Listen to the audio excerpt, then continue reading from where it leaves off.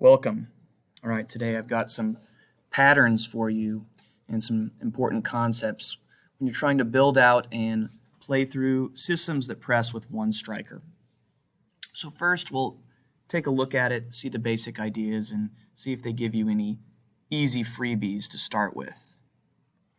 Okay, we have the back three here. I'm just starting from a goal kick to keep it simple.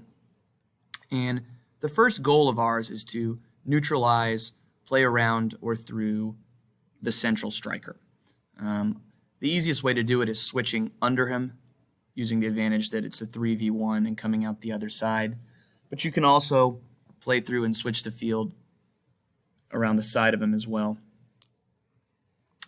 Let's take a look at a pattern when they give you some easy spaces to play through, and that's what if the striker is not curving the run and simply just pressing straight down on the ball, and what if a winger leaves their mark open to press down on a fullback. So let's watch the pattern. Straight press, allowing an easy switch. The winger presses, but he's late. You can use a link pass, and then you have a free fullback. You can drive up the field some. Probably will have to switch the field again. Here's a common one. A midfielder getting free as his mark leaves them.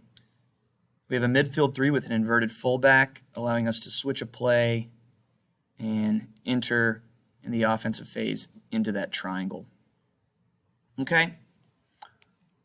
Looking at it again, any details here.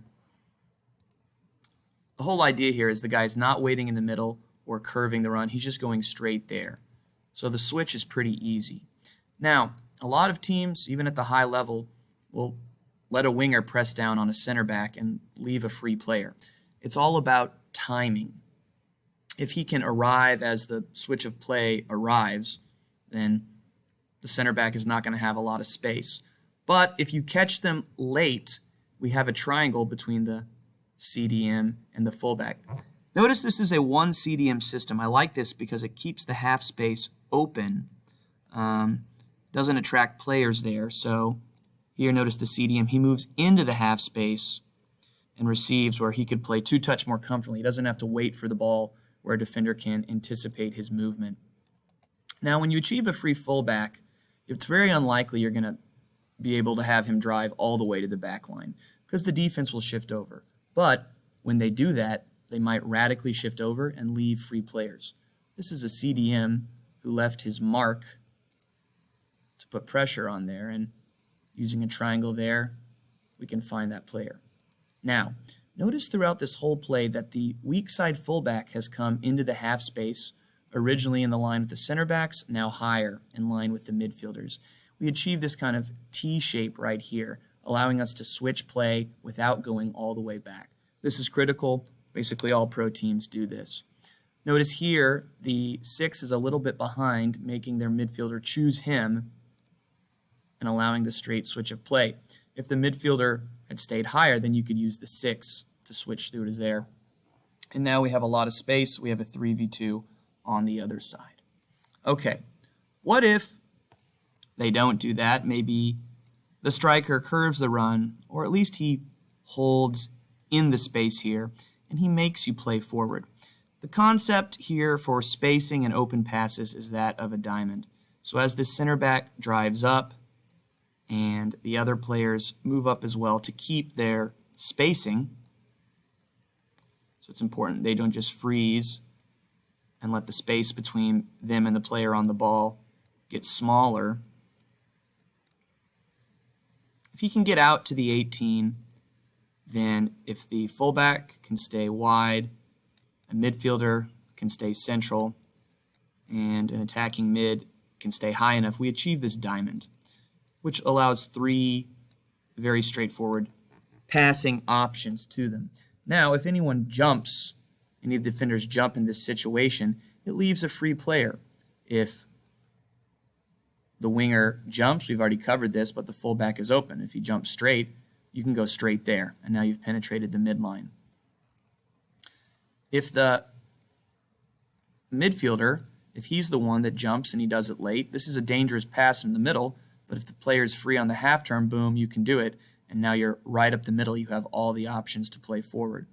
And finally, if you've switched play and this is not straight from the goal kick, it's possible that your attacking midfielder will just be in space. And so he could just have a free turn. This is as easy as it gets. He needs to take it on the half turn, trying to push the ball forward, turning on the first touch. So there's no delay.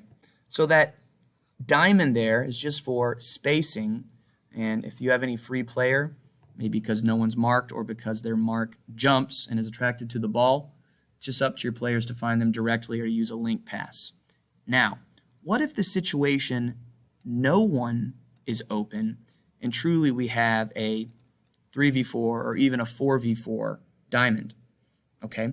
Now, if we maintain the spacing, keep the space in the middle open, we have solutions to this problem. Let's look at this situation here. Okay, notice now the striker is curving the run, just denying these two players, and the center back drives forward. All the other players go up with them. We move the diamond up. But notice, no one is open. So if no one is open, we've left the space open in the middle, and the easiest solution for this is the attacking mid can check down vertically.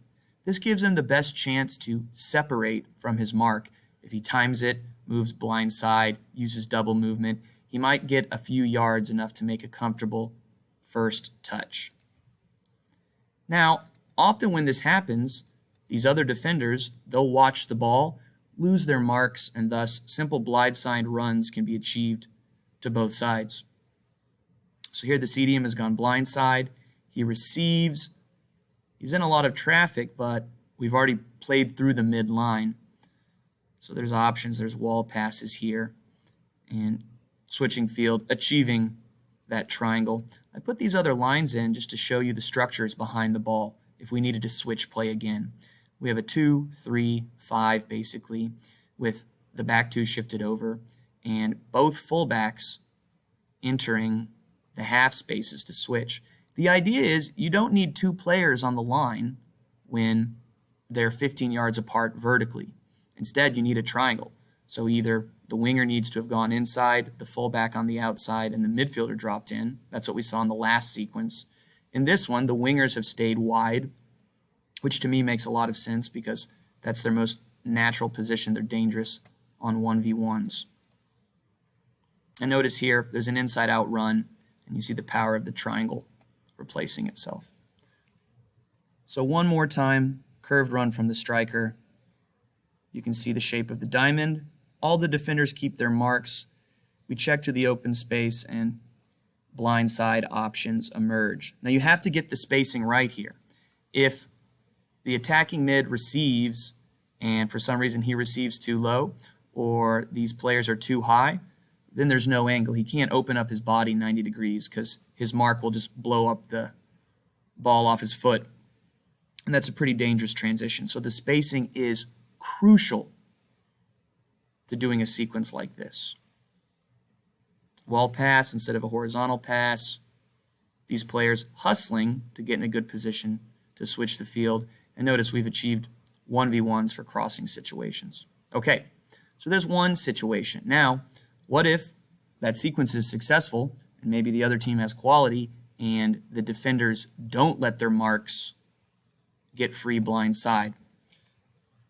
So the exact same situation here, but this time the winger and the midfielder, 7 and 10, as we move up, they will cover the forward movement of their players.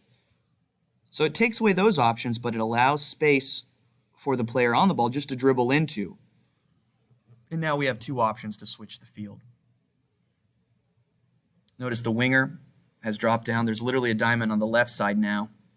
And we can play through a triangle, or you can take this guy on, squared up, back to the line with speed. And if he's a specialist for that, that's where you want them to engage in those 1v1s, not near half line in the middle of the field. And we see crossing runs and a pullback there. Okay, so once more, spacing is happening. Notice the 10 here, how he goes high, maybe uses double movement, fakes a run, and checks back to the ball, all for a comfortable first touch. No flick-ons, no simple two-touch, so just drive to the open space as the striker takes the center back that was on the ball. Notice the center back trying to change his angle just for an option. It's opened up this space to switch the play. Two options here. If there's some other player, a midfielder or the winger, had stayed low, well, then you should have a 2v1. If the winger stays low, you just go here to the center back, and he might have an angle to switch all the way to the winger. And if a midfielder or a two-striker system had stayed low, you can just switch all the way to the inverted fullback. Okay. Boom. Notice how we've achieved a diamond over here with the winger dropping down, replacing the fullback. Last one, and this one's real exciting. So what if they deny the switch of play? Because this time the striker, he's just going to stay central, trying to cancel out three players, the center back, the keeper, and the fullback. Okay? So you see in the professional game, after these vertical passes and these vertical checks to the ball, they just go right back. Now, if we freeze it right here and no one moved, all of the spaces will dry up and people can pressurize the ball quickly, leaving guys in the cover shadow. You get in trouble. So you don't just wait, as in the attacking mid here. He's not just going to wait for the ball here like a sitting duck where his mark could anticipate and steal the ball. Here's a solution, a rotation of the triangle. Attacking mid comes out, winger replaces him at the top, and the fullback goes up. And in the sequence there, the fullback lost his mark. And we have a crossing situation. One more time. Notice this time the 9 stays central. Perhaps the spacing is just off and you have to go right back to the center back. This rotation is the Man City special. We go right back to the center back, and it's a simple rotation of this triangle. The midfielder pops out to the sideline. The winger comes down to the diamond. Perhaps the fullback will let him go and he can get a free turn on the half turn. In this situation, though, the fullback is man marking tight, as is the midfielder, and the winger has been caught watching the ball, allowing for the aerial ball over the top, but into a tremendous amount of space. Okay, that's all I got. These are systems for, or playthrough patterns for the one striker system versus two strikers.